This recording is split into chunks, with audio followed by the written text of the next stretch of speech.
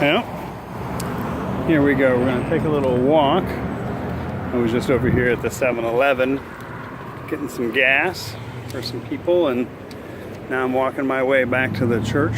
So I figured I would just kill two birds with one stone and do the hot Fudge Sunday on this beautiful Sunday afternoon. Today was the beginning of a new series, so we rearranged the chairs a little bit, brought them kind of close together, and made the center aisle a little bit closer so that we'd be a little bit more cozy. And today we're talking about that passage from Matthew and the notion of who do you say that I am? And that's important. You know, that's an important question.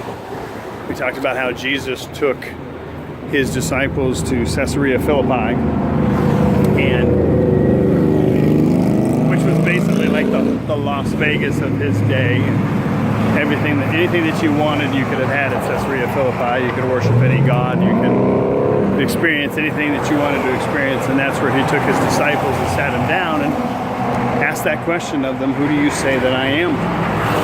In the midst of everything, he forced them to answer that question about his identity. And I think that's kind of the same for us, because let's be honest, Caesarea Philippi doesn't shine a light on Bradenton. Bradenton has just as much distraction, if not more. Bradenton has just as much vice, if not more. Just as much opportunity to worship any god that you want to worship as any other place. So it's not that different. And it's not just Bradenton, it's anywhere in our culture today that we have the opportunity to experience a lot of different things as we go through this thing called life. And Jesus was asking his disciples and asking us, who do you say that I am? An important question. Nobody, really, when you think about it, nobody can get away from that question. And every single person must answer that question. You can't escape it. You can avoid it. You can say, I'm not going to answer it. You can make up the answer, give the church answer, or give the answer that you think you should get. But every single person has got to deal with that question. Who do you say that I am when it comes to Jesus? And that's what he was asking his disciples. Who do you say that I am? And of course, anytime that he asked the disciples a question, there was good old Simon Peter that got to speak up. There's a song entitled Poor, Poor Peter. And that's about the fact that he's always putting his foot in his mouth. He's always taking a step that he shouldn't take. But today he didn't take a step that he shouldn't take. He took a good step. This was something that he got the answer right this time. And that's an important one, because he was the one that spoke for all of them. And when he did, he gave the right answer. So the question was, who do you say that I am? And so he spoke up and said, you are the Christ, the Messiah, the Son of the living God. And Jesus said, good answer. In essence, he said, you didn't get that answer from human beings. You didn't get that answer from a teacher in a classroom. You got that answer from the Lord.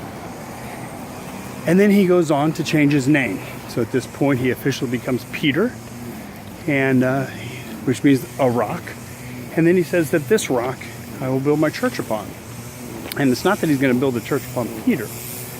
He was going to build the church upon this rock, the rock meaning the Christ, the Messiah, the Son of the living God. And that was the essential piece that he was talking about.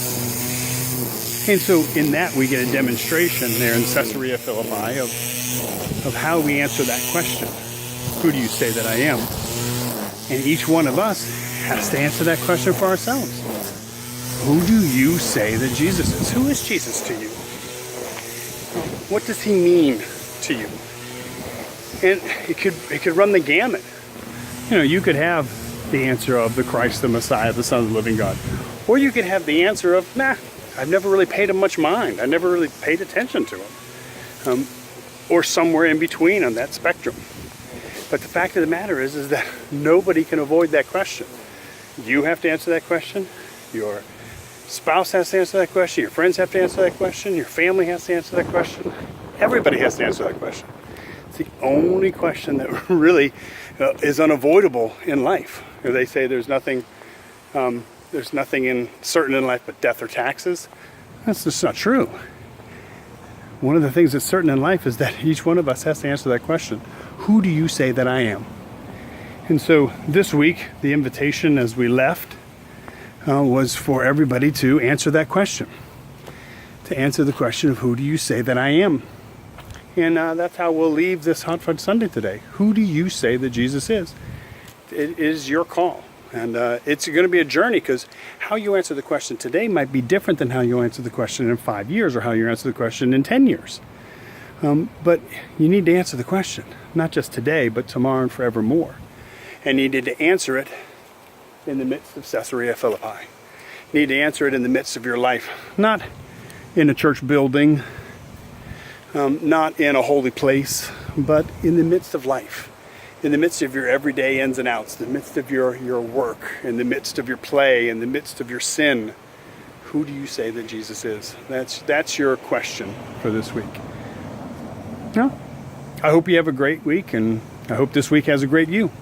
And we'll see you next week for another edition of... Oh, no, you won't see you next week for another edition of Hot Fudge Sunday, because I'm going in the hospital. I'm going to the hospital to get on a new medicine, so I'm going to be away next Sunday. And so... Dr. Corey Miller is going to be here at the church, so I'm not going to ask him to do a Hot Fudge Sunday, so I'll catch up with you sometime in the future. Alrighty, I will see you later. Way too much information, I know. Bye.